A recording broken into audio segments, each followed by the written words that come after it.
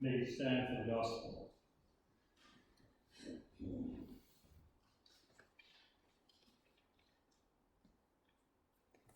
Listen to the good news proclaimed in the Holy Gospel according to St. Matthew in the 10th chapter, beginning at verse 24. Glory to you, Lord Jesus. A disciple is not above the teacher, nor a slave above the master. It is enough for the disciple to be like the teacher, and the slave like the master. If they have called the master of the house Beelzebul, how much more will they malign those of his household?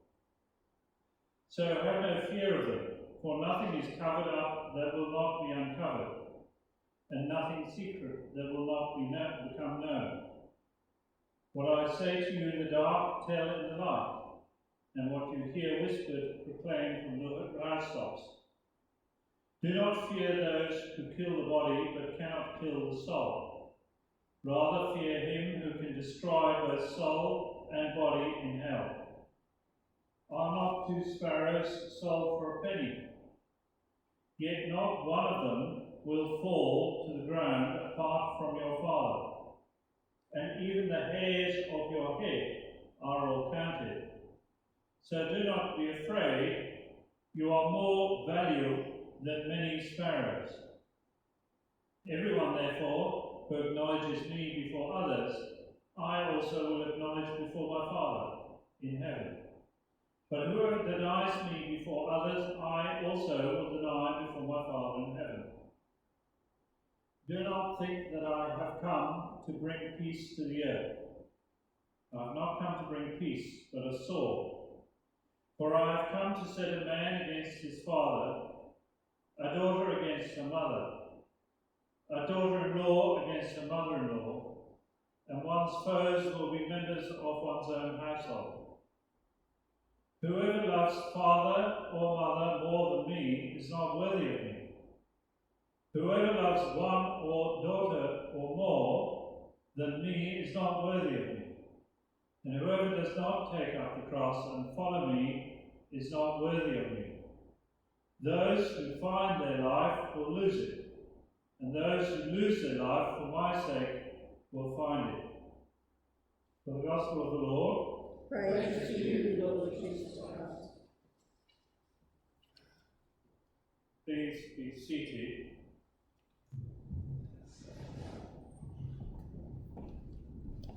I'm going to hold the microphone today because my lapel mic isn't working quite so well. Welcome to those of you that are viewing me online. I brought my teddies with me. Lion Teddy is with me for a particular reason today. Okay, I'll try and stand over here so that you can see the teddies as well. Welcome everybody. You know that there are 2 things in life that are certain, don't you? What are they? Death and taxes? Well, I'll let you know that there's a 3rd thing that is also inevitable. That is change. Change is as inevitable as death and taxes, if not more so. And it is actually very, very clearly that Christ knew that as well, because in the gospel reading today, we hear him saying, what was it? Fathers against sons, mothers against daughters, daughter-in-laws against mother-in-laws, don't worry about the son-in-law. And all of those are divided because change brings division. Change is the ultimate divider of people. And one of the things about change is that we accept it in certain circumstances, but in other circumstances we don't accept it. Christ says that in that passage, he says that we need to give up those things and we need to live to him and die to him and take up our cross. In the name of God, Father, Son, and Holy Spirit. Amen. So if change is so inevitable for us, why is it that we are so scared of it when it happens? Well, basically because we get ourselves centered and we get ourselves into a place which is comfortable, and we don't like to move out of comfort zones. Never have, never will. Just think of a child growing up. In fact, if we take ourselves back to that Old Testament passage, just think of Hagar and the child out in the desert, all of a sudden dismissed from the home environment. That is a considerable break in normality, a change, if you would. And yet, Hagar ultimately breaks down but comes back together again because she lays the child down on the bush, not wanting to see the child die. But in the end, everything works out, because even in the adversity of the desert and the wilderness of Paran, the child grows up to become an archer, gets a wife, obviously gets a family, etc. So change was inevitable, especially with the jealousy within the home. So change is inevitable. And sometimes we accept that change, sometimes we don't. Just think about it for a minute or two, and if you reflect back on your lives, you will have accepted a certain amount of change. Let me get a good example. How many of you have moved house? Right. Change. How many of you have moved workplaces? One or two. Change. How many of you are the same that you are now as you were when you were born? You've all changed. It's inevitable. Okay? How many of you eat baby food? No? Only when we're feeding the baby. Not at any other time. Because we change. Our diet changes with us. Everything, those are all acceptable changes. And yet when something happens, when something changes in our lives, we get so irritated and we get so fed up and we actually hate the change until it becomes a custom. When we accept Christ, that is a change in our faith lives. We automatically, it's inevitable that we change because we accept Christ into our lives. We die to sin. Death is change. It is inevitable change. Just think of the land, just think of anything that has to do with the land, and we know that change is absolute. It continues on whether we want it to or not, whether we accept it or not. But inevitably, God leads us into places where we are uncomfortable. Irrespective of what we want, God leads us into those places of discomfort, because he says so in the passage. He says, I'm not going to bring all that lovey-dovey stuff. I'm going to bring hatred, because I'm going to bring inevitable change into your lives. And some people don't want to change. Some people are leery of it. Some people will maybe take it on. Other times it's foisted upon us. But times again, we need to accept and move on and start figuring out how God wishes us to utilize the change that has discomforted us so that we can greatly minister to other people around. Death to sin, to rise to new life in Christ. That is what we are asked to do on a daily basis when we are born and given the chance to become Christians. That means inevitably that we are going to be moving out of our comfort zones. I don't know about you, because I've moved more often than I've stayed the same. But I know that going into different parishes, the thing that happens quite often is that I get told, or certainly priests that I know get told, and certainly I've been told, oh, we're lacking children, we need the children back.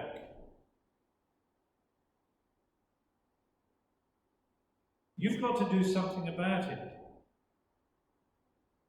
Or we're used to being this way. You can't change that. I don't like the way you're doing things because it's changed everything. And this is always the situation. Whenever anything happens, it's a disruption to our lives. It takes us out of our comfort zone. And we need to remind ourselves that sometimes removing us from the comfort zone allows us to see from a different perspective. All of you are, some of you, are in different pews. You're in different positions in the pew because of COVID-19. COVID-19 has disrupted us so badly that we've accepted the change almost automatically, because we're now all sitting almost 1.5 meters apart. Almost. Some of us are. But we're close enough. And that for us is a change. Now, we're going to get a funeral in here at some stage, and we're still going to have that amount of change, because they're going to have to be split up the same way. So people are going to feel uncomfortable. They're going to feel disturbed because it's not my normal pew. What happens if we take all of the pews out? Wouldn't that be great? Eh? All the pews out. And then we just put one pew in right at the front. And as that pew gets filled in, we then put another one in next to it. And that gets filled in. So we're all up the front, we're not at the back. Eh? I heard, now here's an innovation, a change, if you will. What I'm going to do is I'm going to make sure that all the pews are collapsible and put them on a rotating conveyor belt that goes under the floor. So that when you come in, you will have a pew at the back and you'll sit at the pew. And I'll press a button and it'll move forward till the next pew comes up, so that that gets filled in, and slowly forward. And then when everybody's in, it'll just move automatically to the front. Is that a good idea? No, absolutely. We're all for it, except when it happens. Okay, when it happens, however strange it may seem, we dislike it, but really, Anglicans, for one, it's been told to me that apparently if you do something 3 times in a row, then it becomes a tradition. So if we move all the pews around 3 times in a row, you won't know where you're sitting. So it'll become a tradition that you won't know where you're sitting. But that's change. And change is often good for us because sometimes we get dull. Like I said with the baby food, we don't feed baby food to our 21, 48-year-old kids because they've grown up, they've moved from that point.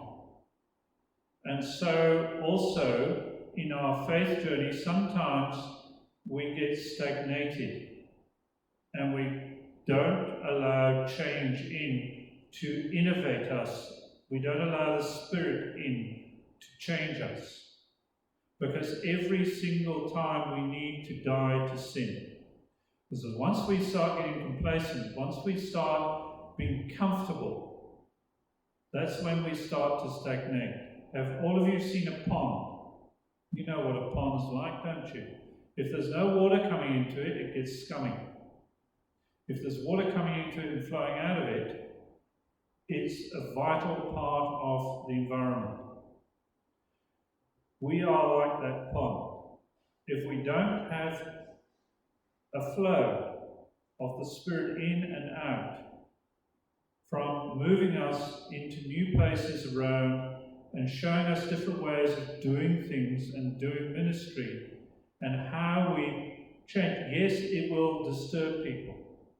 Yes, it will anger people, and sometimes, yes, it will cause division.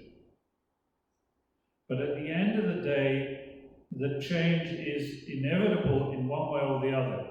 If it's not going to be one thing, it's going to be something else. And we're going to need to adjust our comfort so that we can incorporate that change.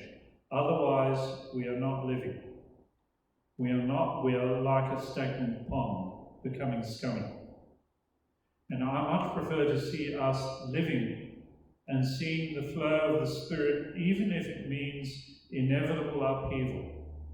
Because that change often comes from God showing us a new way, a new type of ministry, a new thing to try. And if we don't try it, we stagnate. So that's what Christ is saying to his disciples as he talks to them. This change that I am bringing is going to disrupt you so much that there is going to be division in the household, in the family, which is traditionally the most comfortable place to be. That is the scale of the change that I am producing. So if Christ was saying that to his disciples, how much more is he saying that to us as we minister in this age of COVID-19 and of all the disruptions of Black Lives Matter and everything else? We need to recognize the change, and we need to embrace God's change as it flows through us. Let us pray. Gracious God, in the midst of change, you are present, as we know from Hagar's experience. In the midst of change, you guide us if we open our hearts and minds. Loving God, show us your way, that we may take that path which Christ leads us upon. We ask this through Christ our Lord. Amen.